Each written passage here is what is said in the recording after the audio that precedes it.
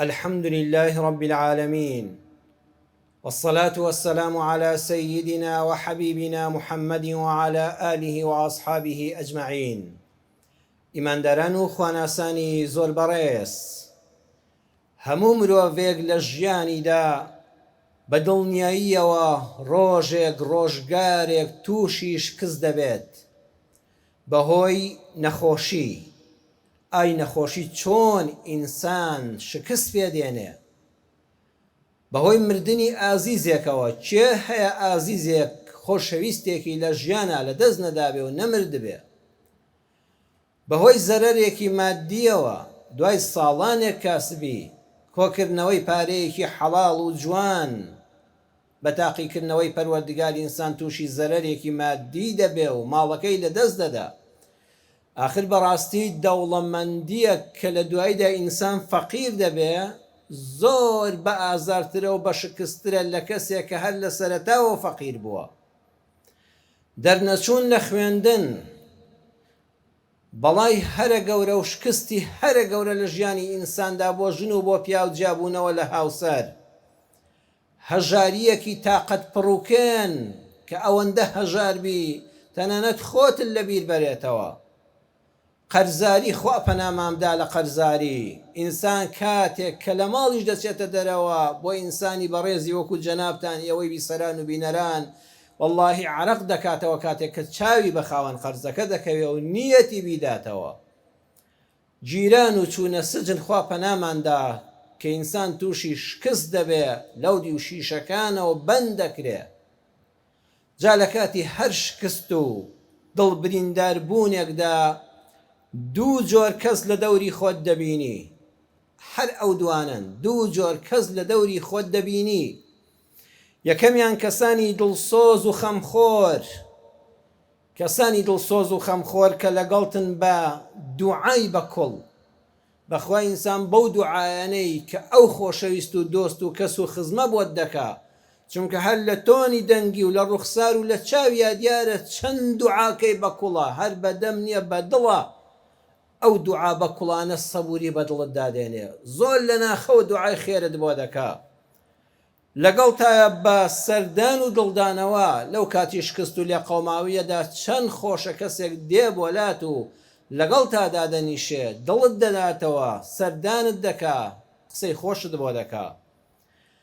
بەهۆی هاوکاری مادیەوە دەزانێت تۆ هیچت بەدەستەوە نەماوە، لە ڕووی مادیەوە بە پێی توانە ئامادەیە برایەتی ئیمانی و کەسایەتی خۆی دەردەبڕێ بۆت بە نەسیحەتی خێر کە هیچی لەدەست نەیە، نەسیحەتی خێرت دەکا.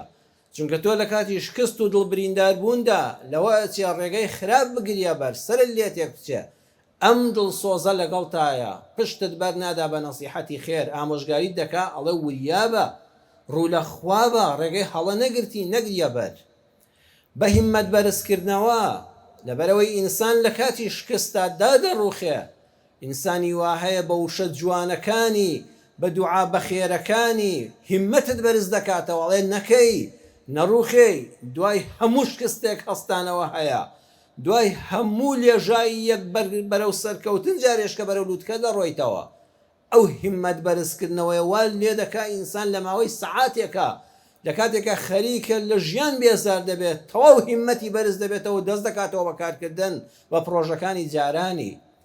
ئەم کەسانی کە ئاوا لە دەورتن نیشانی دەدەن بە کردار کە دۆستی کاتی تەنگانن. جا ئینسانی بەوەفا و مەرد، من ئەوە دەڵم بەڕێزان، ئینسانێک کە بەوەفایە ئینسانێک کە مرد و جوامێرە. ئەینا ئەوەی تری کە وەفای نییە و جوامێر و مرد نییە، ئیشی مەسلحەتەکانی کاتیە لەگەڵتا، کە تێپەڕی دەڕوە.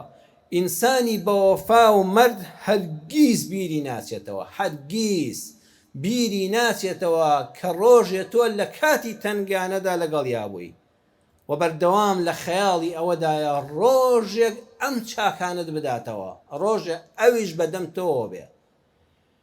دەچینە خزمەت سەردار و سەروەرمان، شەفیعی مەحشەرمان، مامۆستای دنیا و قیامەتمان، تاکە ڕابەرمان محەممەد صلی الله عليه وسلم.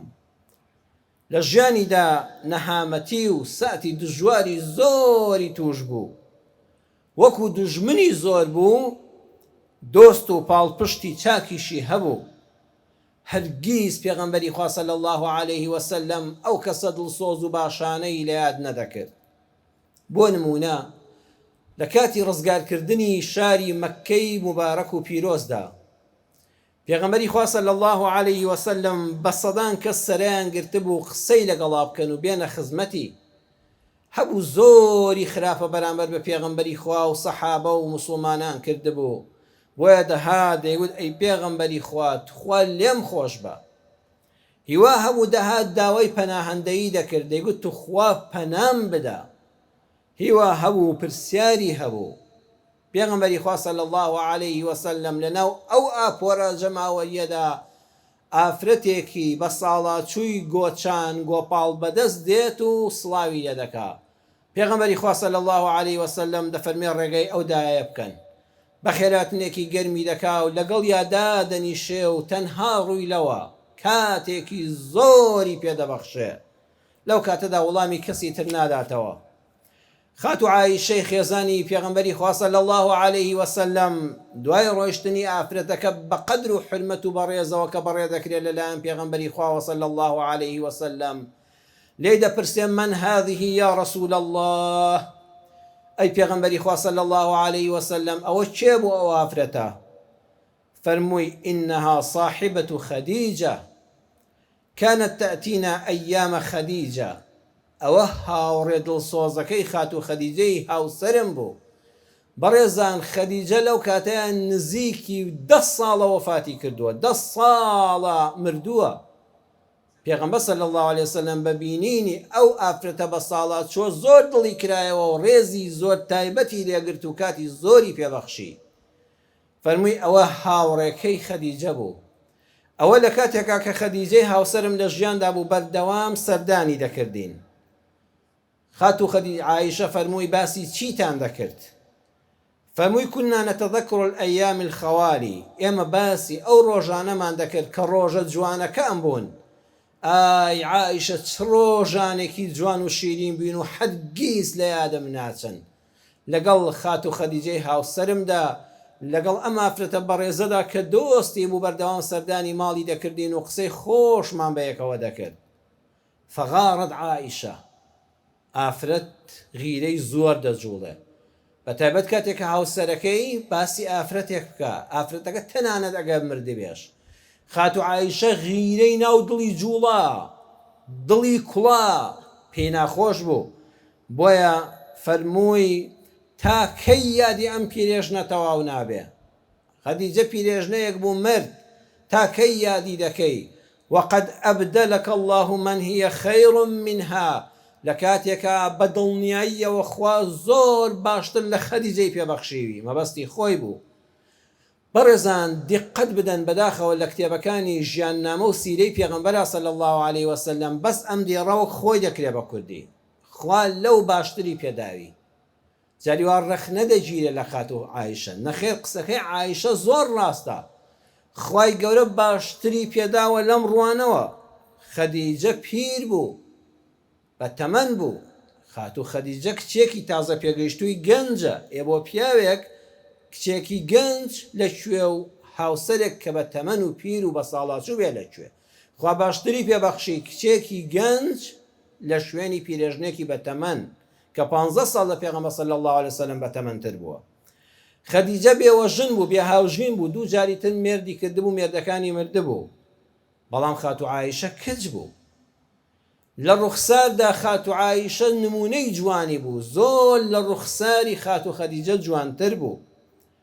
خاتو عایشە کچی ئیمامی ئەبوو بەکرە دۆستی هەرە نزیک و لە پێشینە کە کەس لە ئیمامی ئەبوو بەکر لە پێغەمبەر صلی الله عليه وسلم نزیکتر نییە کە لە گۆڕەکەشا لە تەنیشتی پێغەمبەرەوەی صلی الله عليه وسلم.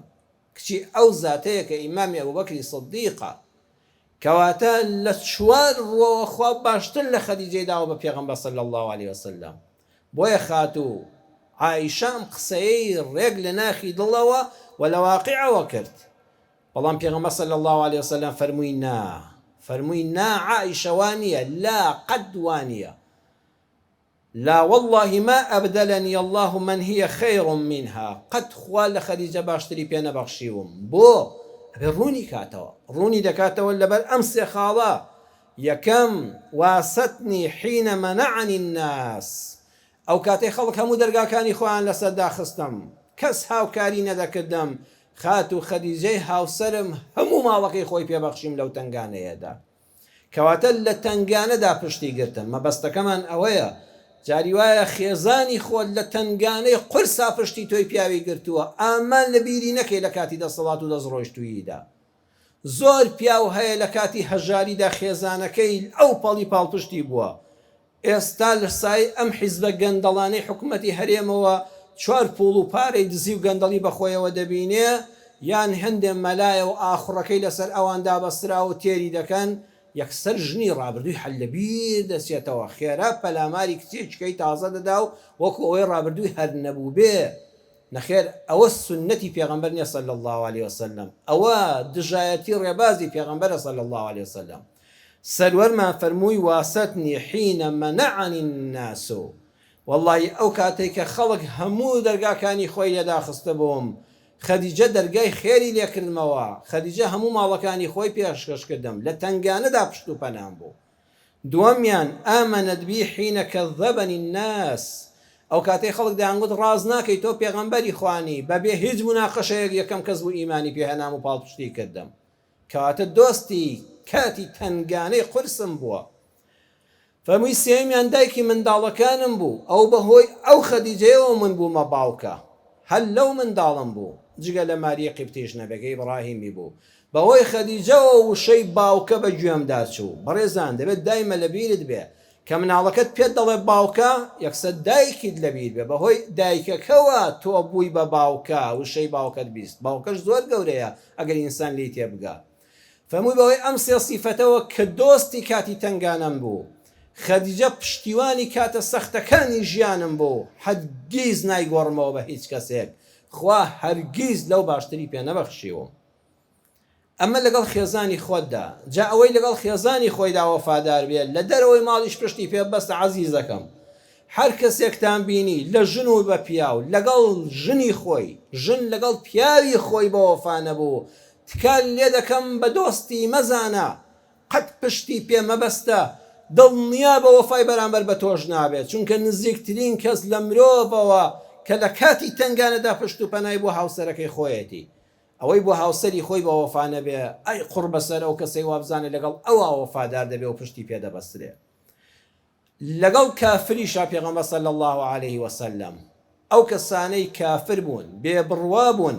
پێغەمبەر صلی الله عليه وسلم بۆ دەعوەی ئیسلامی بۆ پاڵپشتی ئەم دینە نەگوەک شەخسی خۆی چونکە پێغەمبەر صلی الله عليه وسلم بەس واسی لە دینەکەی ئیسلام بێنایە هەموو خزمەکانی خۆی خۆیان لەسەر بەکوژ دەدا پێویستی بە کەس نەبوو بەڵام بۆ بانگەوازی ئیسلام و لە پێناوی خزمەتی ئەم دینەدا و لە پێناوی لا إله إلا الله محمد رسول الله دا تەنانەت کافرەکانیش هاوکاریان کردووە بەڕێزان چونکە شەر نییە هەر کەسێک کە کافر و بێ ئیمان بوو داڕەندرابێت لە هەموو جوامێری و پیاوەتی و مەردایەتیەک دەکرێت کافرێک مەردایەتی تێدا مابێ با دوو نمونەتان بۆ بێنمەوە یەکەمیان لە کاتێکا پێغەمبەر صلی الله عليه وسلم لەگەڵ ئیمانداران و خواناساندا لە سەرەتای ئیسلامدا 3 ساڵ خرانە شێوی ئەبوو تالیبەوە پێدەوترێت گەمارۆی ئابووری نابێت کەس شتیان پێ بفرۆشێ نابێت شتیان لێ بکڕن نابێت ژنیان بدەنێ نابێت ژنیان لێ بخوازن نابێت هیچ مامەڵەیەکیان لەگەڵا بکەن نابێت سیلێ ڕەحمیان لەگەڵا جێبەجێ بکەن نابێت سەردانیان بکەن نابێت بێڵن بێنەوە مەککە زۆر گەمارویەکی سەختی سەر موسڵمانان بوو لە ڕووی کۆمەڵایەتی لە ڕووی ئابووریەوە لە ڕووی سیاسیەوە پێغەمبەر صلی الله عليه وسلم دوای ئەوەی نووسراوێکیان نووسی لە کەعبەیە هەڵیان واسی وتیان ئەمە هەمومان مۆرمان کردووە ئیمزامان کردووە کەس لەگەڵ ئەو موسڵمانانە و لەگەڵ جەماعەتی محەممەدا قسە نەکا یەکێک لەو کەسانەی کە جوامێر و مەرد بوو پێ قبوڵ نەکرا دوای ئەو مەسافە زۆرە وتی دەبێت ئەم نووسراوە بڕدڕێندرێ یەکێک لەوانت 5-6 کەسێک بوون یەکێ لەوانە ئەبا بەحتەری کوڕی هیشام بوو ئەبا بەحتەری بڕیاریدا دەبێت ئەو سەحیفەیە ئەو نووسراوە ئەو پەیمانە بدڕێندرێ و محەممەد و هاوڵەکانیشی بێنەوە مەکە و ئیتر هیچ کە ئازار نەدرێن ساڵان تێپەڕین پێغەمبەر صلی الله عليه وسلم چۆ مەدینە دەوڵەتی مەدەنی ڕەسوول الله صلی الله عليه وسلم لە شاری مەدینەی پڕشنگدار دروست بوو ئیسلام لەو پەڕی دەسەڵات و هێزدایە شەڕی بەدر هاتە پێشەوە پێش ئەوەی بڕۆن و بگەنە مەیدانی جەنگ پێغەمبەر صلی الله عليه وسلم وەسیەتێکی کرد فەرمووی من لەقیە ئەبا بەحتەری بنی هیشام فەلا یەقتلهو هەر کەسێک لە کاتی جەنگە کابرایەک ئێستا شمشێرەکەی بەشانەوەیە لە ماڵەوە بە نێتی کوشتنی ئێمەی موسڵمان هاتووە بەڵام مەیکوژن ئەو کەسەش ئەبا بەحتەری کوڕی هیشامە وتیان ئەی پێغەمبەری خوا صلی الله عليه وسلم کابرایەک هاتووە بۆ شەڕ لەگەڵمان بۆ نەیکوژین ئەخەوە ئێمە دەکوژێ فەرمووی فإنه كان له معنا بمكة كذا وكذا آخر لە ڕۆژگاری مەککە و بێدەسەڵاتیماندا ئەم پیاوە ئەو چاکە و ئەو چاکەی لەگەڵامانە هەبوو ئەزانن ئەو پیاوە جوامێرە بوو کە بڕیاریدا دەبێ ئەو نووسراوە ئەو پەیمان نامەیە هەڵبوەشێتەوە و ئێمە لەو گەمار و ئابووری و کۆمەڵایەتی و سیاسی ڕزگارمان بێ ئەو چاکەی بەسەرمانەوەیە و چاکەی تریشی بەسەرمانەوە هەبوون ئەم پیاوە لە شەڕا دلێرە بەڵام پیاوی نامەرد نییە ترسنۆک نییە لە شەڕا دلێر بەڵام لە مەیدانی ترا جوامێر پەلاماری شکست خواردوو نادا چاکەی لەسەرمانە و چاکەکەی بەوە بدەنەوە خۆتانی لێ پارێزنومەی کوژن بەڵام لە کاتی شەڕا سەحابەیەک ئەفەرمێ پێم وت پێغەمبەری خوا صلی الله عليه وسلم بڕیاری داوە تۆ نەکوژرەیت تکایە واز بێنە بەڵام ئەو شوێنم کەوت و وازی لێ نەهێنام تەنانەت ئەگەر من دەستم نەکردایەوە ئەبا بەحتەری کوڕی هیشام منی دەکوشت ئەفەرمێن ناچار کوشتم و پێغەمبەری خوام گێڕایەوە صلی الله عليه وسلم پێغەمبەر دڵگران بوو نەیفەرموو دەستت خۆش بێ فەرمووی عەفە الله عنک خوا لێت ببورێ خۆشحاڵ نەبوو بە کوشتنی چونکە ئەو پیاوە ڕۆژێک چاکەی بەرامبەر بە ئێمە هەبووە با کافریش بێ چاکەی بەرامبەر بانگەوازی ئیسلام و موسڵمانان هەبووە لەبارەی دیلەکانی بەدرەوە پێغەمبەری خوا صلی الله عليه وسلم کە 7 کەس لە دیلەکانی بەدر کەوتە بەردەستی لە کافرەکان بە ئەسیری بە دیلی گیرابوون لو كاتيا فرموي لو كان مطعم بن عدي حيا ثم كلمني في هؤلاء النتنا لأطلقتهم له والله أقل أمر مطعمي كري عدي زندوب يايا شو مطعمه كاتم مردبو أقل مطعمي كري عدي زندوب يايا ثم كلمني في هؤلاء النتنا لباري أم بوغناني كهاتن بما كجن لباري أم ديلانوا قسەی لەگەڵ کردمایەوە تەکلیفی بکردایەوە تا محەممەد لەبەر خاتری من بەریاندا لە ئەطلەقتهم لە هەر هەمویانم بەبێ مقابل لەبەر خاتری ئەو مطعمی کوڕی عەدیە بەردەدا و مطعمی کوڕی عەدی بەڕێزان بە کافری مرد خۆ کابرایەکی مشریک و بتپەرست بوو دوژمنی ئیسلام بوو بۆ چونکە ڕۆژگاری سەخت پشتیوانی پێغەمبەری خوای کرد صلی الله عليه وسلم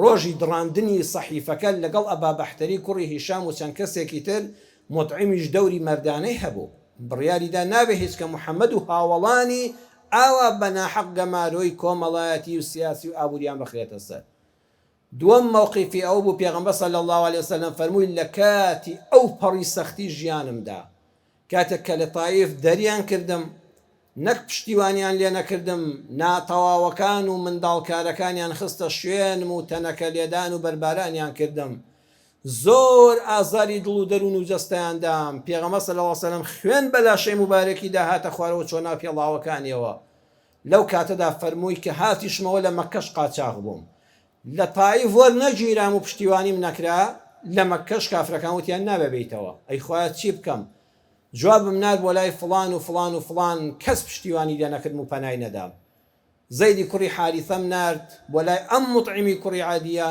فەرمووی با محەممەد بێتەوە لە پەنای منە هەچوومە ماڵیان خۆی و کوڕەکان و خزمەکانی چەکدار بوون لەگەڵ ما هات و لە دەوری کەعبەوتی محەممەدی کوڕی عەبدوڵڵاه لە پەنای مندایە و هیچ کەس مافی ئەوەی نە قسەیەکی پێ بڵێ زۆر بە ئاسوودەی چوومەوە ماڵەکەی خۆم فەرمووی ئەم پیاوەتیم هەر لە بەرچاوە لە ئەو پەڕی تنگانە و سەختیدا کە لە تایف دەرکرام کە لە مەکە قاچاغ بووم ئەم پیاوە پەنایدام پشتیوانی لێکردم با کافریش بێ عەرزم کردن پیاوی بەوەفا و جوامێر و مەردی وەکو جەنابتان هەرگیز چاکەی کەسێک لەبیر ناچێ کە لە ڕۆژگارە سەختەکانی ژیاندا پشتیوانی لێکردووی بەڵێ ئەمە جۆری یەکەم. ئەمە ئەو کەسەیە لەو دوو کەسەی کە هەرگیز لە یادن ناچنەوە ئەگەر وەفاداربی، ئەگەر مرد و جوامێر و پیاوبی. دووەمیان ئەو کەسەی کە لە کاتی شکست و دڵبرینداریتدا خوێ دەکەنە سەر برینەکانت. برینت بەجەستەوەیە، دڵت بریندارە، شکستت هێناوە. کەسانێک هەن بەڕێزان لە جیاتی دەرمان خوێ دەکەنە سەر برینت. جا خوێ بیکە سەر برین بە ئازارترین ئازاری هەیە، بە سوێترین ئازاری هەیە. بۆیە قەت لە بیرن ناچێتەوە ئەو وەختەی لە شکستای و کەسێک خۆشحاڵی خۆی دەردەبڕێ بە شکستەکەت، دڵنیابن حتا دەدبەنە قیامەت تا دەمری بە حیاتی لە بیرن ناچێتەوە. بۆیە بەعزیزەکەی خۆم، ئەهلی ئەم مزگەوتە بچکۆلە، ئێوەی بەڕێزان و بینەران و بیسەران و ئازیزان، تکایە لە خۆمەوە بۆ ئێوە هەرگیز کەسێک کە لە کاتی شکستا بوو بە حیاتی پێ مەکەنە، چونکە ئەو پێکەنینە هەرگیز لە یاد ناکرێ کە لە شکستی ئەوە تۆ پێکەنیوی. بە حیاتی لۆمەی مەکە، وەختی لۆمەکردن نییە، سەرزەنشتی مەکە، مەڵێ واد نەکردایە وا دەبوو، تازە کارەکە تێپەڕیوە، ئەو برینی بە لە شەوەیە خوێی تێ مەکە بەو لۆمەکردنە. هەرگیز کۆمنتێکی بۆ منووسە. زۆر کەس هەیە خەڵکی لە خۆی کرد بە دوژمن لە فەیسبووکەکەی و کۆمنتێکی نووسیوە، ئەمە تۆ لە بیرت چوو فڕێتدا، بەڵام لە دڵی بەرامبەرە حتا قیامەت دەمێنێتەوە. ئەگەر هیچی شت بەرامبەر نەکاتەوە وەکو مردێک و پیاوێک، بەڕاستی بەزەی بە عەقڵی تۆ دێتەوە کە داماوی، بەڵام هەتایە دۆستێکت لەدەستدا. قەت دۆستێک لەدەست مەدە بە کۆمنتێک، بە لایکێکی خراپ، بە دژێک. زۆر جاری ئینسان بە شکستەکان نامرێ، بەڵام زمانی خەڵک دەیمرێنن. لە کۆتایی وتارەکەمدا بە سەرهاتێکتان عەرز دەکەم کە لە ناو کتێبە نووسراوەتەوە، کتێبێک هەیە بە ناونیشانی ئیستەمتع بحەیاتیک، دکتۆر محەممەد عەبدوڕەحمان العەریفی نووسیوێتی. لەو چاپەی کە لە لای منە چووکە چەندین جار چاپ کراوەتەوە ئەم کتێبە، لەم چاپەدا کە لە لای منە لە لاپەڕەی 184دا. ئەم کتێبە کراوە بە کوردی بە ناونیشانی بەختەوەر بژی مامۆستا هێمن محەممەد عەلی کردوێتی بە کوردی لە لاپەڕەی 190 کوردیەکەیدا، 184 عەرەبیەکە، 190 کوردیەکە. دکتۆر محەممەد عەبدوڕەحمان العەریفی دەفەرمێت لە لای ئێمە لە سعودیا کابرایەک هەبوو زۆر هەژار بوو، خاوەنی چەند منداڵی زۆری ورد و سەر و پێچکە بوو، تەنها کاسبکار خۆی بوو، ژنێکی زۆر فەقیر و داماویشی هەبوو. ئەم کەسە لەبەر بێکاری لە شارەکەی خۆمانەوە ڕۆیشت بۆ شارێکی تر، لەوێ لای کابرایەکی دەوڵەمەند دامەزرا کە شاحینەیەکی هەبوو، تڕێلەیەکی گەورەی هەبوو بۆی لێدەخوڕی، ئەبوو شەو و ڕۆژ کار بکات. ئەم پیاوەش لەبەر ئەوەی کە ناچار بوو بە سایەقی بە شۆفێری بەکرێ کاری لەلای ئەم پیاوە دەکرد، باریدا دەگەدەی و بڕەوە بۆ فڵان شوێن، نێتوانی بڵێ زۆر شەکەتم، دەیگو خوا دەکایشم دەستکەوتووە، شتێک بۆ منداڵە بچووکەکانم دەبەمەوە سەری مانگ و دڵم خۆشە، بەدەستی پڕەوە دەڕۆم، جلوبەرگی نوێیان بۆ دەکەم، جلوبەرگ بۆ خێزانم دەکەم، کەلوپەلێک بۆ ماڵە شڕەکەمان دەکڕم. لەم خەیاڵاتانەدا بوو وەختێکی زانی بۆ چەند چرکەیەک چاوەکانی خەریب و بچێتە خەو، سارەیەک خۆی کرد بە ژێریدا، بەداخەوە قەمەرەیەک دەسێتە ژێر شاحینەکە و تڕێلەکەیەوە کە دادەبەزێ هەستێکیان تیا مردوون. دکتۆر محەممەد عەبدوڕەحمان العەریفی دەڵێ ئەم پیاوە بەسەری خۆی کێشا و دابەزی چوو لەسەر بەردێک لە پەنایەکەوە دانیشت. خەڵکی هەموو کۆبوونەوە جەنازەکانیان دەرێنا، تەلەفۆنیان بۆ پۆلیس کرد و بۆ ئەمبوڵانس و ئیسعاف هات و هەموو کۆبوونەوە جەنازەکانیان بەڕێ کرد، هەرسێکیان مردبوون، 3 کەسی تیا بوو هەرسێکیان مردبوون. خەڵکەکە لەم پیاوە کۆبوونەوە کە دەستەکانی ئاوا گرتبوو بە نێو چاوانیەوە، لە دەریای خاڵ و مەینەتی خۆیدا بوو، بیری دەکردەوە و ڕووداوەکەی دەهاتەوە بەرچاو، لە چەند چرکەیەکە چۆن ڕووی لە سارەیە کرد و 3 کەسی کوشت. یا ئیلاهە العالەمین، خوێنی 3 کەسم بملەوەیە، بەم هەژاریەکە هیچ لە جیشفان و ماڵم دانیە.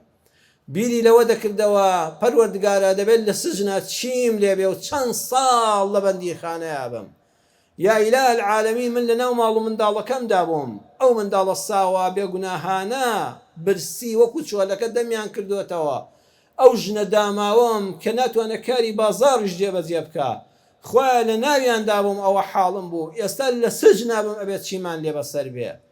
بیری دەکردەوە لە داماوی و قوربەسەری و بێکەسی خۆی، خەڵکەکەش یەک دەمیان تێکردە بوو. یەکێ دەیگوت کاکە ئەوە سەرنجامی بەتەماحیە، بۆ پشوو نادەی بۆ ئەوەندە کار دەکەی کەس ئاگای لە دەردی کەس نییە ئەمە شۆفێرێکی بەکرێە و ماڵی خۆی نییە یەکێکی تر دەیگوت وەڵڵاهی حەق وایە ئەمە ئیعدامی کەی لە زیاتی ئەوانەی ئیعدام کرێ و گول لەباران کرێ باشەوەی خەڵک دەرس و عیبرەتی لێوەرگرێ یەکێکی تر دەیوت هەتایە نەهێڵی شۆفێری بکاتەوە لە زیندانە بیڕزێنی هەموو خەڵکەکە دەمیان تێکردبوو برینی خوێیان دەکردە سەر برینەکانی ئەوە جۆری دووەمە عەرزم کردی لە کاتی شکستەکان تا خەڵک دێ قسە فڕێدەدا خوێ دەکاتە سەر برینەکانت دەفەرمێت لەو کاتەدا کابرا ئەوەندە لۆمەکرا ئاوای کرد بەلادا هات کە ڕاستیان کردەوە سەیەکەم مردووە هەل لەوێ مێشکی وەستا تەحملی نەکرد زۆر جاری ئێمە لە کاتی شکستا تەحمل دەکەین خوا سەبووری دەدا بە زمانی ئەو خەڵکە ناهێڵێ ئەو خەڵکە دەتکوژێ